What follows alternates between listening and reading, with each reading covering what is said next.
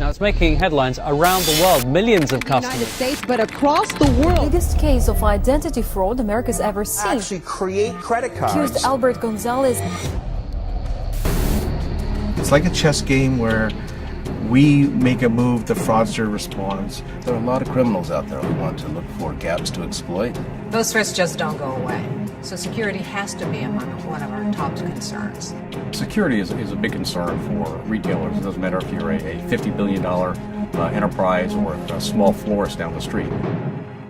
When I think about security and what the consumer should really know about, my hope is that they really don't give much thought to what Visa does to secure the network, because we do it so well that they don't have to.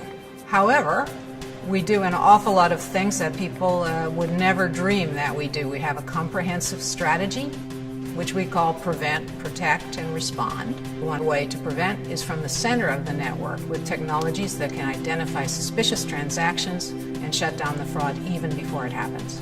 So from the moment a consumer steps up to a point-of-sale terminal and swipes their card, we're able to put artificial intelligence right in the middle of that transaction and have it risk evaluate that transaction as it's flowing through us, which are at the core of what advanced authorization is. Last year, advanced authorization was able to accurately identify over $1.5 billion in fraud loss.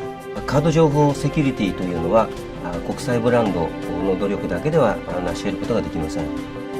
In my mind, it's a shared responsibility, shared by all participants, whether that's the brands, whether it's the issuer, the acquirer, the merchant, or even the cardholder. And Visa has to play a very large role in that and play a leadership role in terms of collaboration, in terms of coordination, providing the right tools, providing the right education and awareness.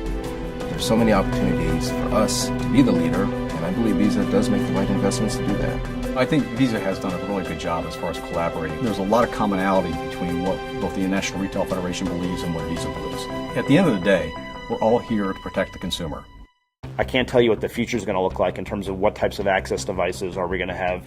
But what I do know is that we'll have none of this if we don't continue to drive the security message, the reliability message, and the privacy message to put the consumer at the heart of commerce. And so while I want to be on the bleeding edge from an innovative perspective to own the innovation message, I think it's grounded always in the core things that we do. Every time our creative folks come up with a new product, a new channel, a new stakeholder, a new direction, we're right there in lockstep with them. I think the real proof is in the fact that as we even bring on these new transactions and bring on these new consumers and merchant environments, that we're still at historic lows as it relates to fraud rates. And I think that speaks to the testament of the power of the network. Our global fraud rates today are down to 5 cents per every $100 transacted. When you have billions of cardholders, tens of millions of merchants, new devices, you need to evolve your management practices, you need to evolve your standards, your technologies. We continuously challenge ourselves and go back to the drawing board all the time. Be able to deliver to our customer the promise